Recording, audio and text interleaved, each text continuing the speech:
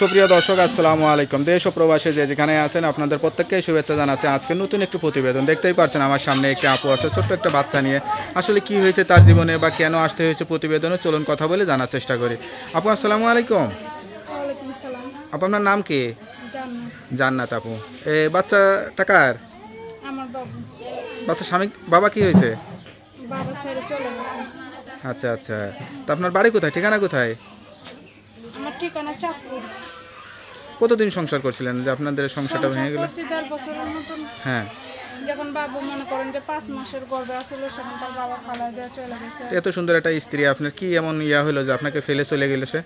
সে মনে করেন যে পরক্রিয়া করতো, তার চরিত্র ব্যবহার ভালো ছিল না, মনে করেন যে খাওয়া পড়া দিত না, মারধর করতো। আমার বলতো যে বাচ্চাটাকে নিয়ে কাজ কাম করে তুমি চলো, সেই জন্য তাকে ছেড়ে দিয়েছি। স্ত্রীতে কাজ করায় খাইতে চায়। বিয়েটা কি পারিবারিকভাবে হয়েছিল না প্রেম করে করছিলেন? পারিবারিকভাবেই হয়েছিল। কেমন লাগে নিজের কাছে এখন এই যে অল্প বয়সে এই বাচ্চা সহ এখন স্বামী হারা হয়ে গেলেন, এটা কেমন লাগে?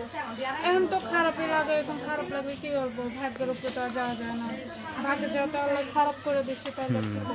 তো এখন কি চিন্তা বা কি আশা করে আসছেন? এখন মনে করেন যে আমার বাচ্চাটা আছে, তার পাশে এসে যদি কেউ দাঁড়ায়, মনে করেন যে তার খাওয়া পড়ার যদি কেউ দায়িত্ব যদি নেয়, তাহলে আমি তার সাথে কথাবার্তা বলবো। আচ্ছা আচ্ছা, কেউ যদি জীবন সঙ্গী করতে চায়, বিয়ে শাদী করতে চায়, তাও করবেন? হ্যাঁ, অবশ্যই এখন বিয়ে শাদী করে সংসার করার মন মানসিকতা আছে নাকি? আছে। আমি তার সাথে আগে কথাবার্তা বলে দেখবো, সে যদি আমার কথাবার্তা যদি রাজি হয় আর আমারও কথাবার্তা তার সাথে মিলে, তার কথাবার্তা আমার সাথে মিলে, তাহলে আমি অবশ্যই তাকে বিয়ে সাথে করবো। লেখাপড়া করছিলেন?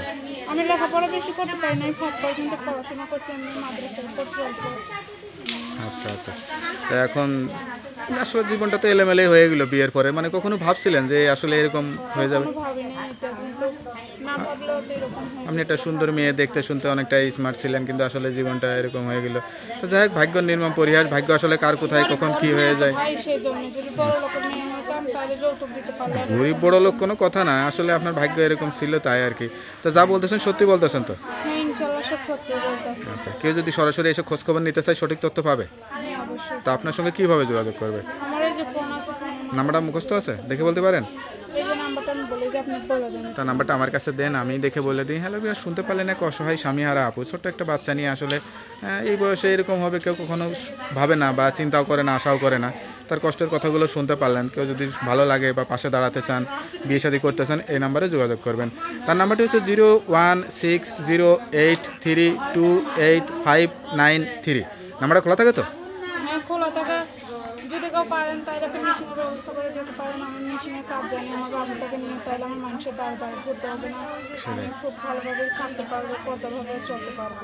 ওকে আপু, ভালো থাকেন, আমরাও দোয়া করি আপনার জীবনটা আরও সুন্দর হোক, বাচ্চাটা নিয়ে ভালো থাকেন।